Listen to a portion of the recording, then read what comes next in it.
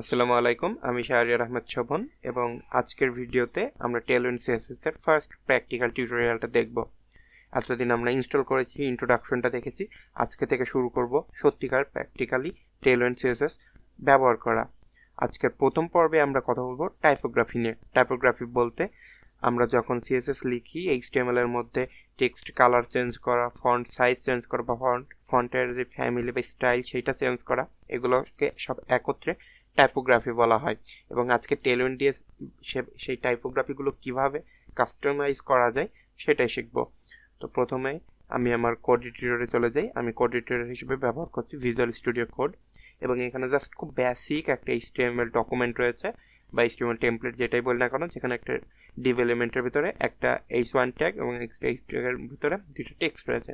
এবং সেটা যদি আমি ভিজুয়াল স্টুডিও কোডে লাইভ সার্ভার দিয়ে ওপেন করি তাহলে ঠিক এরকম দেখাচ্ছে। দেখেন এখানে আমরা আর Tailwind CSS ইনস্টল যেহেতু আগে থেকে করা আছে, তো আমি আর কিছুই করি নাই, জাস্ট ওরকমই আছে। আর এখানটাতে Tailwind CSS আমাদের লিঙ্ক করা রয়েছে CSS হিসেবে, যে কারণে এই যে এগুলো সব চেঞ্জ হয়ে গেছে, মার্জিন রিসেট হয়ে গেছে, যেগুলো Tailwind CSS এর ইন্ট্রোডাকশনে আমরা আগেই বলেছিলাম। তো প্রথমেই আমরা দেখে নেব টেক্সটের যেই ফন্ট স্টাইল বা ফন্ট ফ্যামিলি যেমন আমরা বলি সেটা কিভাবে চেঞ্জ করতে হয়। প্রথমে আমরা যদি পুরো ডিভ এলিমেন্টের ভিতরে একটা ক্লাস হিসেবে ফন্ট, এখানে যদি আমরা স্যান্স সেরিফ দেই, তো এটা যদি রিফ্রেশ করি সেম থাকছে, কারণ এটা অটোমেটিক্যালি স্যান্স সেরিফই রয়েছে। কিন্তু আমরা যদি এখানে মনো দিয়ে দিই তাহলে দেখেন এটা চেঞ্জ হয়ে যাচ্ছে, অর্থাৎ এর ফন্ট সাইজ, ফন্ট ফ্যামিলিটা এখন মনো ফন্ট ফ্যামিলির। ইভেন এটাকে আমরা সেরিফ হিসেবেও দিতে পারি, যেমন এই যে দেখেন এটা বেসিক যে HTML আমাদের থাকে সেরকম হয়ে গেছে। তো আমরা এটা স্যান্সি রাখবো, আচ্ছা মনোই রেখে দিই, মনো, কিংবা আমরা চাইলে কোনো কিছু না লিখে শুধুমাত্র ফন্ট স্যান্স ডিফল্টভাবে রেখে দিতে পারি। তবে আমাদের বোঝার সুবিধার্থে আমরা এখানে ফন্ট স্যান্স রেখে দেব। এরপরে যে বিষয়টা আসে সেটা হচ্ছে টেক্সটের সাইজ চেঞ্জ করা, যেটা আমরা CSS এ ফন্ট সাইজ বা টেক্সট সাইজ যেটাই বলি না কেন ফন্ট সাইজ হিসেবে আমরা চেঞ্জ করেছিলাম। আর এখানে ফন্ট সাইজ চেঞ্জ করার ক্ষেত্রে টেলউইন্ডে একটা বিশেষ ব্যাপার রয়েছে, সেটা হচ্ছে আমরা চাইলে CSS এর মধ্যে রেম বা এম বা পিক্সেল বা ইঞ্চি বা সেন্টিমিটার দিয়ে টেক্সটের সাইজগুলো চেঞ্জ করতে পারি। কিন্তু Tailwind CSS এ রয়েছে তাদের নিজস্ব কিছু ফরম্যাট, যেগুলোকে Tailwind পয়েন্ট বলা হচ্ছে। এবং আমরা যদি এখান থেকে টাইপোগ্রাফিতে চলে যাই এবং ফন্ট সাইজে যাই, আমরা এখানে দেখতে পারবো যে এখানে টেক্সট XS, XML, 2XL এইগুলো দিয়ে সাইজগুলো চেঞ্জ করা হয়েছে।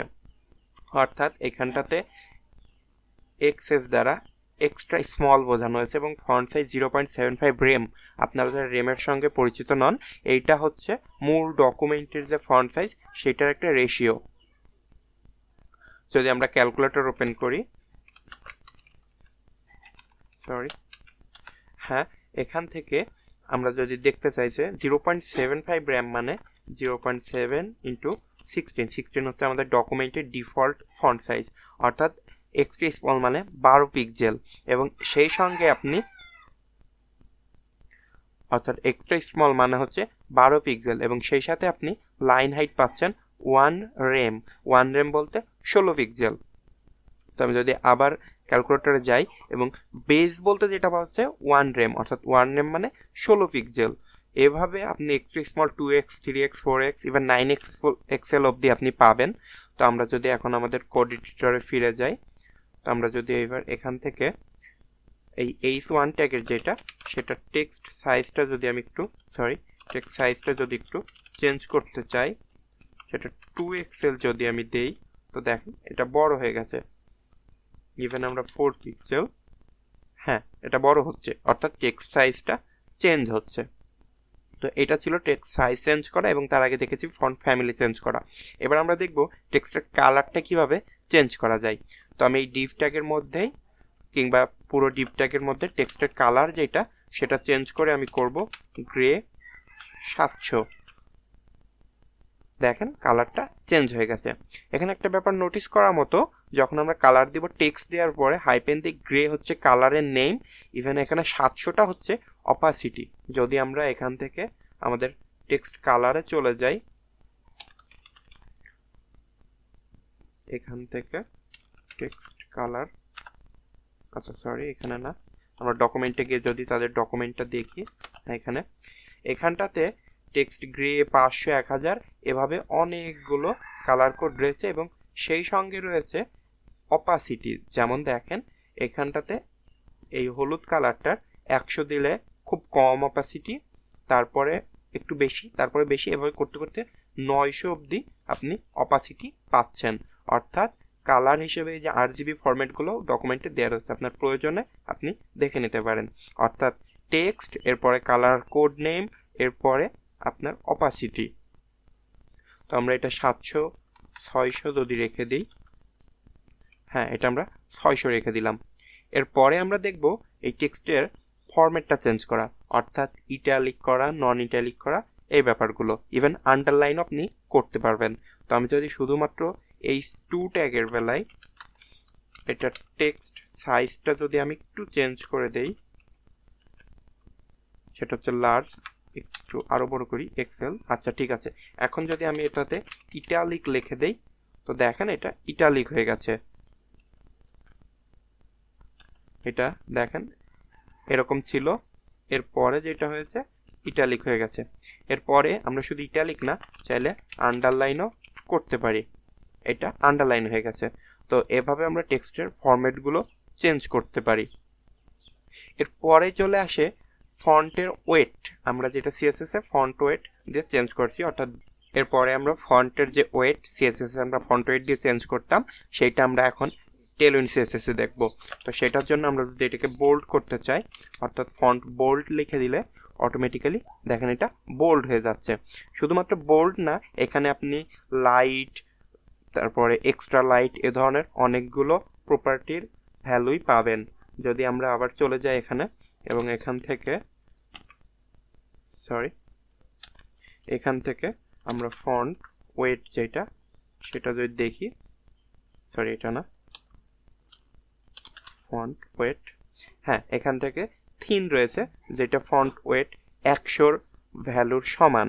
Even thin, extra light, light, normal, medium, এভাবে ব্ল্যাক অবধি আছে, যেটা হাইয়েস্ট অর্থাৎ 900। আমরা চাইলে ইচ্ছামতো পরিবর্তন করে ফেলতে পারি। যেমন আমরা যদি এখানে ফন্টের জায়গায় ব্ল্যাক দিয়ে দিই, এটা অনেক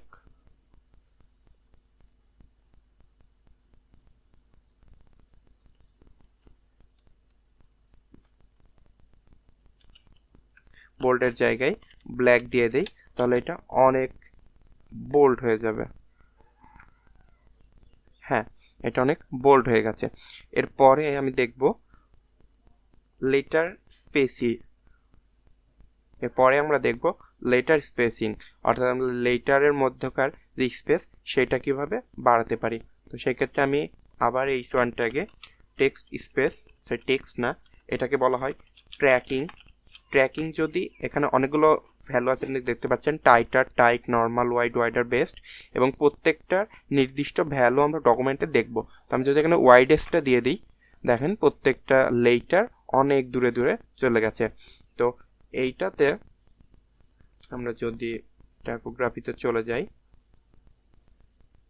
এখান থেকে লেটার স্পেসিং, এখানে ট্র্যাকিং এর পরে এই যে টাইটার মানে হচ্ছে -0.5 এম, এখানে রেম হচ্ছে পুরো ডকুমেন্টের যে ফন্ট সাইজ সেইটার অনুপাতে, আর এম হচ্ছে এর প্যারেন্ট যে এলিমেন্ট, অর্থাৎ এই ডিবের প্যারেন্ট এলিমেন্ট হচ্ছে বডি, আর বডিটার ভেতরে 16 পিক্সেল থাকে, কারণ এটা ডিফল্ট। তবে আপনি যদি এমন হতো যে আপনি এটাতে ডিফাইন করছেন এবং ডিবের জন্য আলাদা একটা ফন্ট সাইজ রয়েছে, সেক্ষেত্রে ওই ফন্ট সাইজের অনুপাতে আপনার এটার লেটার স্পেসিফিংটা হতো।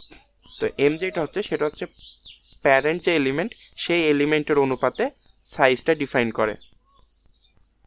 তো এরপরে আমরা দেখব লাইন হাইট বা লাইনকার মধ্যকার স্পেস চেঞ্জ করা, অর্থাৎ এখানকার মধ্যকার যে স্পেস সেগুলো কিভাবে চেঞ্জ করতে হয়। তো সেজন্য আমরা এই H1 ট্যাগের মধ্যে লিডিং যদি আমি 10 দিই, তাহলে এই ফন্টের লাইনের মধ্যকার যে স্পেস সেটা পরিবর্তন হবে। এখন আমরা যদি লিডিংটা একটু কমায় দিয়ে দেখি, অর্থাৎ লিডিং 4, তাহলে দেখবেন এটা অনেকটা চেপে যাবে ভেতরে। হ্যাঁ, কারণ এটা অনেকটা কম। লিডিং 4 বলতে যেটা বোঝানো হয় লাইন হাইট 1 rem, অর্থাৎ প্যারেন্ট এলিমেন্টের যে পরিমাণ পিক্সেল সেই পরিমাণ লাইনের স্পেস থাকবে। এরপরে আমরা দেখব টেক্সটের অ্যালাইনমেন্ট, অর্থাৎ আমরা যেমন text align centre left right করেছি সেটা কীভাবে টেলউইন্ড সিএসএস করে সেটা দেখব। তো পুরো ডিভ এলিমেন্টের ভেতরে যদি আমি টেক্সট সেন্টার দিয়ে দিই তো সবগুলো অ্যালাইন সেন্টার হয়ে যাবে। ঠিক একইভাবে আমরা রাইট দিতে পারি কিংবা লেফটও দিতে পারি। তো আমরা আপাতত এটাকে সেন্টারে রাখছি এবং এরপরে আমরা চলে যাব কিভাবে টেক্সটের ট্রান্সফর্মটা চেঞ্জ করে সেই হিসেবে। ট্রান্সফর্ম বলতে বোঝায় টেক্সট ট্রান্সফর্ম, অর্থাৎ সবগুলো বড় হাতের কিংবা ছোট হাতের, যেগুলো ইংরেজিতে আপার কেস বা লোয়ার কেস আমরা বা ক্যাপিটালাইজ যেটাই বলি না কেন। তো আমি পুরো ডিভ এলিমেন্টে না, পুরোটাতে না, আমি জাস্ট এই 2তে এটাতে আপার কেস যদি করে দিই, আপার কেস যদি করে দিই এগুলো সব বড় হাতের হয়ে যাবে। দেখেন এখানে সব বড় হাতের রেখেছে। আমি লিডিংটা যদি আবার একটু বাড়ায় দিই, হ্যাঁ এগুলো সব বড় হাতের হয়ে গেছে। আর এটাতে ক্যাপিটালাইজ করে দিলে ওয়ার্ড প্রথমগুলো বড় হয়ে যাবে। যেমন আমি যদি ক্যাপিটালাইজ করে দিই, দেখেন প্রতিটা ওয়ার্ডের ফার্স্ট যে লেটার সেগুলো বড় হয়ে গেছে। তো এভাবে আমরা চাইলে টেক্সট ট্রান্সফর্ম সিস্টেমটা চেঞ্জ করতে পারি। তো মোটামুটি এই ছিল আজকের আমাদের টাইপোগ্রাফি নিয়ে টেলউইন্ড সিএসএস এর টিউটোরিয়াল ভিডিও। আমরা এখানে দেখেছি টেক্সটের কালার কীভাবে চেঞ্জ করে, সাইজ কীভাবে চেঞ্জ করে, ফন্ট ফ্যামিলি কীভাবে চেঞ্জ করতে হয়, টেক্সটের ফরম্যাট, বোল্ড, ওয়েট, তারপরে লেটার স্পেস, লাইন স্পেস এবং টেক্সটের অ্যালাইনমেন্ট সহ আমরা আরও বেশ কিছু বিষয় যেমন টেক্সট ট্রান্সফর্মের মতো বিষয়গুলো শিখে নিয়েছি। তো আপনি চাইলেই টেলউইন্ড সিএসএস দিয়ে খুব সহজে আপনার HTML ফাইলে অর্থাৎ আপনার ওয়েবসাইটের জন্য টাইপোগ্রাফিটা চেঞ্জ করতে পারেন। এখন এখানে একটা বিষয় আছে, আপনার যদি মনে হয় যে কালারে আপনি একদম কাস্টম একটা কালার চাচ্ছেন এবং সেই কালারটা টেলউইন্ড সিএসএস এ নেই ডিফল্টভাবে, সেক্ষেত্রে আপনি সেটা কনফিগ করে আপনার ইচ্ছা মতো বসাই দিতে পারেন এবং সেগুলো আমরা শেষের দিকের কোনো একটা ভিডিওতে, কনফিগ নামের ভিডিও যেটা হবে সেখানে আমরা দেখে নেব কিভাবে কাস্টমাইজ করতে হয়। তো এই ছিল টাইপোগ্রাফি নিয়ে আজকের ভিডিও। নেক্সট ভিডিওতে দেখা হচ্ছে ইনশাল্লাহ। আসসালামু আলাইকুম।